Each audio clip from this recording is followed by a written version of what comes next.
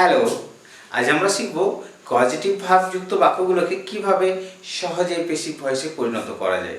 Causative verb মানে কি? কাজটা আমি নিজে করছি না, কাউকে করতে সাহায্য করছি। কয়েকটা উদাহরণ দেখলেই আমরা সহজে বুঝতে পারবো। প্রথম বাক্যে কি দেখতে পাচ্ছি? The trainer walk the horse after the race. এক্ষেত্রে কিন্তু ট্রেনার নিজে হাঁটছে না বা নিজে হাঁটছেন না। ট্রেনার কাকে হাঁটিয়ে নিয়ে যাচ্ছে? ঘোড়াটাকে, দ্য হর্স। ঘোড়াটাকে হাঁটিয়ে নিয়ে যাচ্ছে। দ্বিতীয় বাক্যে কি পাচ্ছি? They have stood. তারা কিন্তু নিজে দাঁড়ায়নি। দা চেয়ার, চেয়ারটাকে রেখেছে বা রেখেছেন। তারা নিজে দাঁড়ায়নি, চেয়ারটাকে রেখেছে। 3 নম্বর বাক্যে কি দেখতে পাচ্ছি? The coach led the team. Coach কিন্তু নিজে না, টিমটাকে নিয়ে যাচ্ছেন।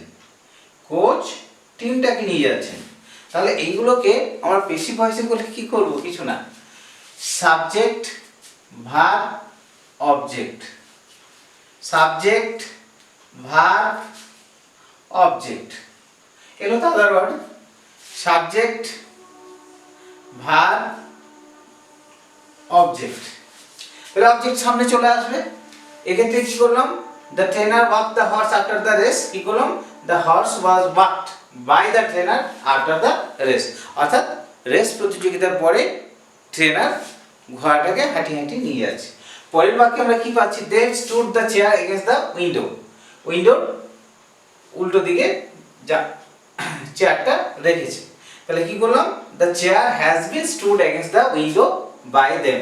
অর্থাৎ পারফেক্ট টেন্সের জন্য হ্যাজ বিন বসলো, আর স্ট্যান্ড স্টুড স্টুড ভিতরিত আছেই, এগেন্স্ট দ্য উইন্ডো বাই দেমটা শেষে দিয়ে দিলাম।